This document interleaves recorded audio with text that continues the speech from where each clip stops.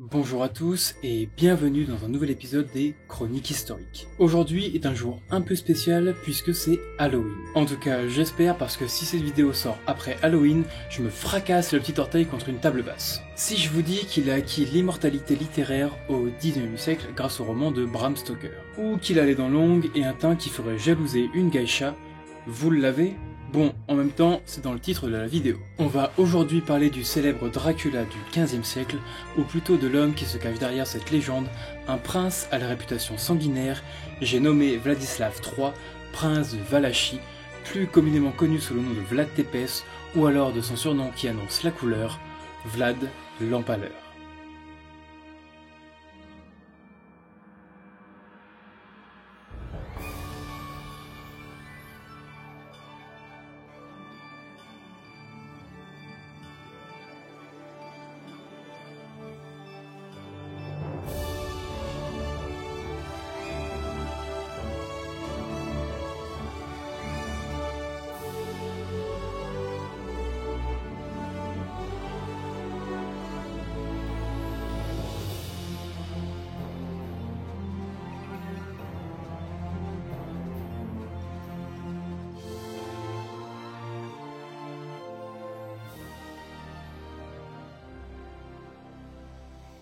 Vlad Tepes a été élevé dans un contexte tumultueux, marqué par des conflits internes et externes, notamment avec l'Empire ottoman en expansion. Son règne, en tant que prince de Valachie, a été caractérisé par une série de tactiques militaires et politiques souvent impitoyables, ce qui lui a valu le surnom évocateur de l'Empaleur. Malgré sa réputation infâme pour ses châtiments cruels infligés à ses ennemis et à ceux qu'il considérait comme une menace pour son pouvoir, Vlad Tepes a également été vu par certains comme un défenseur intrépide de son peuple contre les invasions étrangères. Sa personnalité complexe et ses actions singulières ont inspiré de nombreuses histoires et légendes, laissant un héritage durable dans l'histoire roumaine et européenne. Vlad, comme il est souvent désigné, a vécu au cœur du tumulte des Balkans du XVe siècle. Avec la Moldavie et la Transylvanie, la Valachie formait la Roumanie, où les souverains catholiques de Hongrie s'opposaient aux Turcs qui étendaient leur emprise sur la région. Les uns et les autres faisaient pression sur les voïvodes. Alors les voïvodes, c'est ce qu'on peut rapprocher des ducs par chez nous, donc il exerce un pouvoir judiciaire et militaire sur l'ensemble d'une région. Donc, je disais, ces puissances faisaient pression sur les voïvodes pour gagner leur soutien, étant donné que tout prétendant qui soit légitime ou bâtard pouvait aspirer au trône. Ainsi, il était possible d'attirer ou de contraindre un prétendant à sa cause. Moment propice au complot en tout genre, puisque la Valachie du début du XVe siècle est plongée dans le chaos. En effet, le voïvode en place affronte son frère pour le pouvoir, tandis que les Ottomans lancent leurs armées sur la région, qui fait partie du royaume hongrois. Vlad II, fils d'un puissant voïvode, espérait occuper le trône lorsqu'il serait vacant, mais c'est son demi-frère Alexander Aldea qui s'impose. En 1431, Vlad II est admis dans l'ordre du Dragon, fondé par Sigismond de Luxembourg, alors roi de Hongrie. L'ordre compte 24 nobles de très haut rang, dont la vocation est d'arrêter l'expansion. Je me demande si les chevaliers dragons de Final Fantasy ça vient de là. Dites-le moi dans les commentaires. À partir de là, Vlad reçoit le surnom de Dracul, ce qui signifie dragon.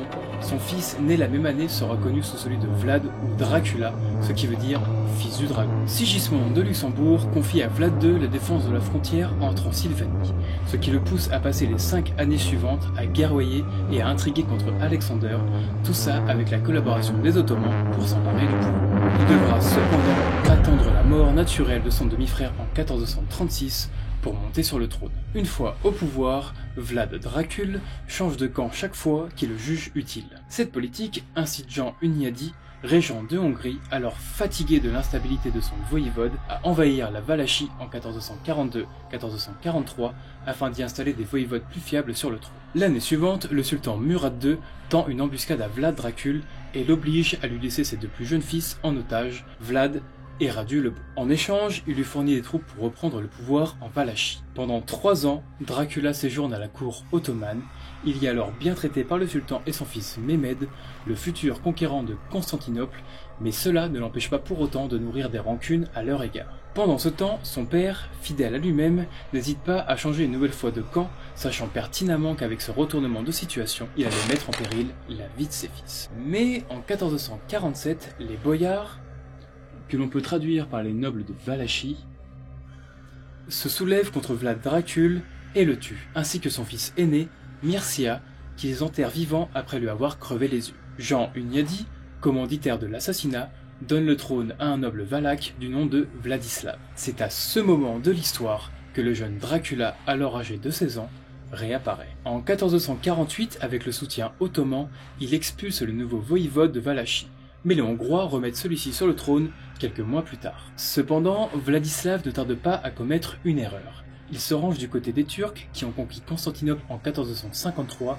ce qui provoque la colère des Hongrois. Dracula saisit l'occasion et en 1456, il terrasse Vladislav en combat singulier. Pour consolider son pouvoir, Vlad, devenu alors Vlad III Dracula, nomme des hommes issus du peuple et même des étrangers à toutes les charges publiques. Son intention n'est pas de libérer les classes inférieures.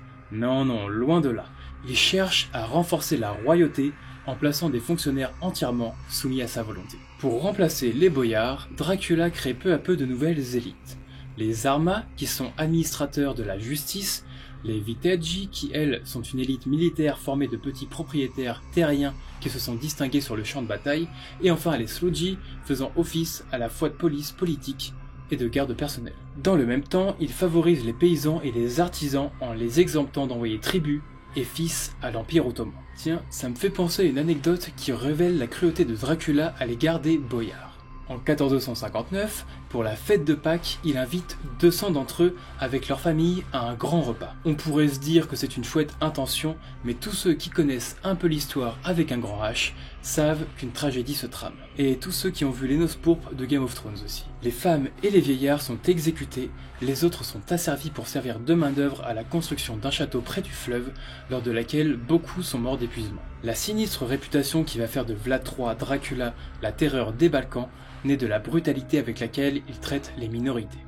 Pour se débarrasser des vagabonds et des mendiants, il les invite à un banquet, ferme les portes et les fait brûler vifs. Les gitans sont exterminés ou enrôlés de force dans l'armée. La population allemande, en majorité saxonne, subit également de nombreuses persécutions. Elle se concentre alors dans des villes qui jouissent de gouvernements autonomes et d'importants privilèges commerciaux et fiscaux. Bien que l'établissement des Saxons ait autrefois servi à repeupler des zones stratégiques et à stimuler l'économie locale, cette population devient progressivement une classe privilégiée au détriment des habitants roumains locaux. Dracula leur impose donc de lourdes charges fiscales et bloque leur commerce lorsqu'ils refusent de payer. Les Hongrois et les Saxons de Transylvanie offrent alors leur appui à de nouveaux prétendants au trône. Et c'est pas les candidats qui manquent, on a Dan III, Vlad le Moine qui est le demi-frère de Dracula, et enfin Bassarab. La colère de Vlad est terrible. Alors qu'une ville saxonne apporte son soutien à Dan III, Vlad fait empaler les 30 000 personnes habitant dans ce village et dîne au milieu des empalés agonisants pour finalement rayer la cité de la carte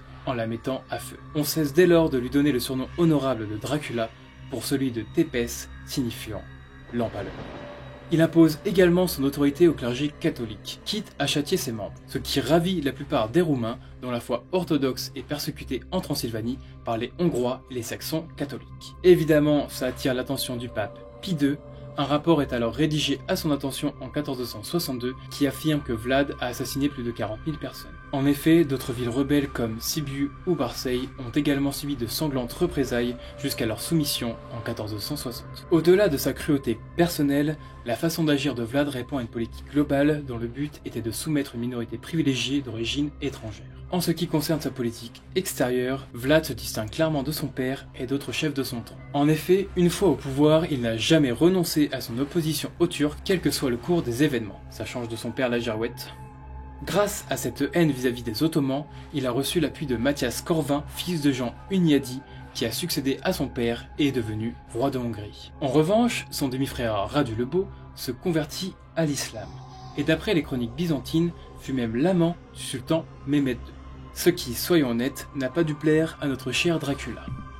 Les campagnes de Vlad contre les Turcs ont été d'une extraordinaire brutalité. En 1459, Mehmed II envoie une garnison pour réclamer un tribut de 10 000 ducats et de 300 garçons. En réponse à cet outrage, l'empaleur fait clouer les turbans des ambassadeurs sur leur tête, prétextant qu'ils lui ont manqué de respect en ne se découvrant pas pour le salut. En 1461, les Turcs lui proposent des négociations de paix, mais leur véritable intention est de lui tendre une embuscade. Vlad, alors fou de colère, répond par une incursion qui ravage les territoires turcs au sud du Danube.